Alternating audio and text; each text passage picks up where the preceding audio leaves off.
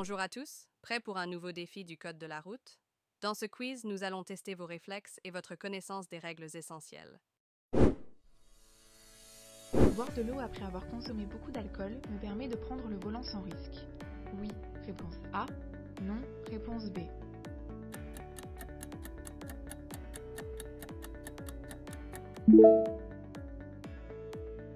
Les effets de l'alcool diminuent-ils en buvant de l'eau? C'est le foie qui élimine 95% de l'alcool présent dans mon corps. Boire du café, de l'eau, faire des exercices physiques ou se passer la tête sous l'eau froide ne diminue pas l'alcoolémie. Bonne réponse B.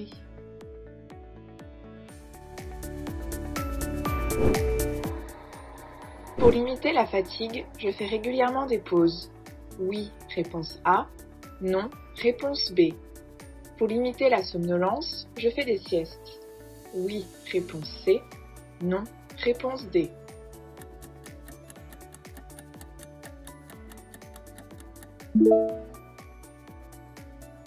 Comment limiter la fatigue et la somnolence? La fatigue, c'est la difficulté à rester concentré. Ces signes annonciateurs sont le picotement des yeux, le raidissement de la nuque, les douleurs de dos. Cela peut entraîner des réactions tardives. La seule solution est de faire des pauses. Je sens que je somnole également, je n'hésite pas à faire une sieste afin de vraiment me reposer. Ainsi, je pourrai repartir en toute sécurité. Bonne réponse A et C. Next level. La distance parcourue pendant mon temps de réaction est plus longue en cas de consommation d'alcool, réponse A. De chaussée mouillée, réponse B. De fatigue, réponse C.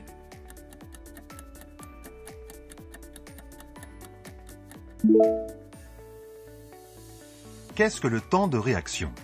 C'est le temps qui s'écoule entre le moment où je vois le danger et le moment où je commence à agir, freiner par exemple. Si je ne suis pas en état de conduire, mon cerveau n'est pas capable de traiter correctement les informations. Ainsi, si je suis fatigué, soucieux, sous traitement médicamenteux, alcoolisé, etc., mon temps de réaction est augmenté. Bonne réponse, A et C. Congratulations. Ce véhicule a gardé son clignotant alors qu'il ne tourne pas. Le risque est augmenté, réponse A. Identique, réponse B. Diminué, réponse C.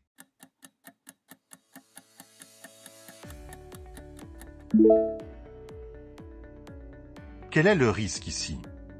Une voiture est à un stop et attend de pouvoir passer. Un véhicule arrive avec son clignotant droit. S'il s'agit d'un clignotant oublié, il y a un risque. La voiture au stop risque de croire que le véhicule tourne à droite, et elle risque donc de s'engager avant que celui-ci soit passé. Le risque est plus important dans cette situation.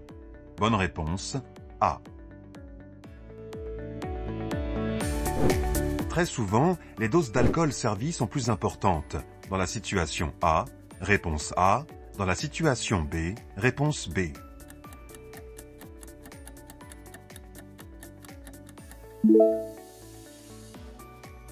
Quelle est la quantité d'alcool dans un verre dose bar? Une dose bar, c'est par exemple 25 centilitres de bière, 10 centilitres de vin ou encore 3 centilitres de whisky. Dans chacune de ces doses, il y a 10 grammes d'alcool pur. Dans les bars, la dose d'alcool par verre est réglementée, contrairement à la maison. Je suis d'autant plus vigilant après avoir consommé de l'alcool à la maison ou chez des amis. Bonne réponse, B. Un dépistage de stupéfiants est obligatoire pour tout conducteur impliqué dans un accident de la circulation. Matériel, réponse A. Corporel, réponse B. Mortel, réponse C.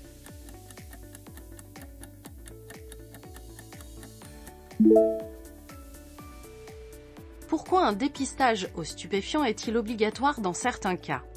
La loi interdit la conduite sous l'emprise de stupéfiants. C'est pourquoi des contrôles aléatoires peuvent être réalisés par les forces de l'ordre, au même titre que des contrôles d'alcoolémie. Cependant, le dépistage devient obligatoire en cas d'accident mortel ou corporel. En cas de résultat positif, les sanctions pour le conducteur seront d'autant plus importantes. L'usage de stupéfiants constitue un délit. Bonne réponse, B et C. Ralenti. Oui, réponse A. Non, réponse B. Je serre à droite. Oui. Réponse C. Non. Réponse D.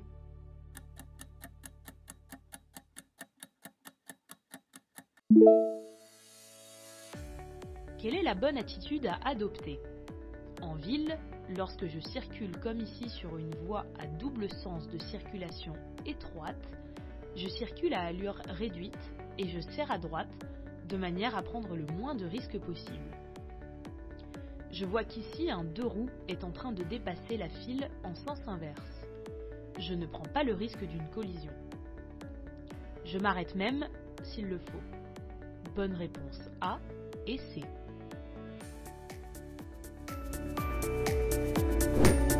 Je peux conduire tout en utilisant ce dispositif pour téléphoner. Oui, réponse A. Non, réponse B.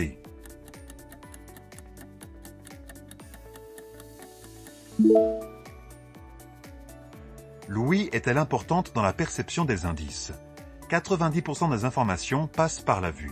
Mais il ne faut pas négliger les indices sonores. Sirènes des véhicules d'intervention d'urgence, klaxons, etc.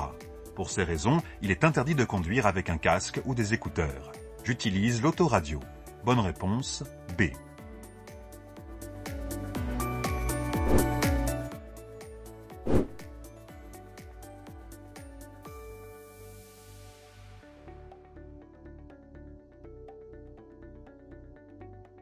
La taille et la forme des supports de feu tricolores varient en fonction de la limitation de vitesse.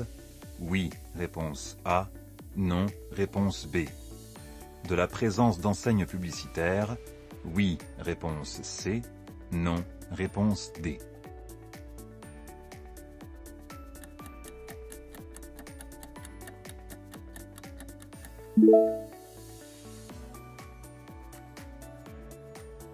Pourquoi la taille et la forme des supports de feu tricolores varient-elles? Plus je vais vite et moins j'arrive à percevoir et lire les panneaux.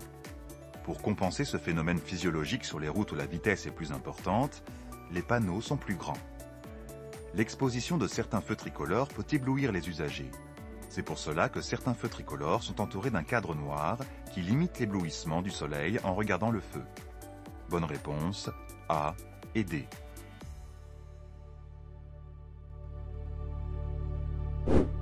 Pour anticiper, je regarde. La zone A, réponse A. La zone B, réponse B.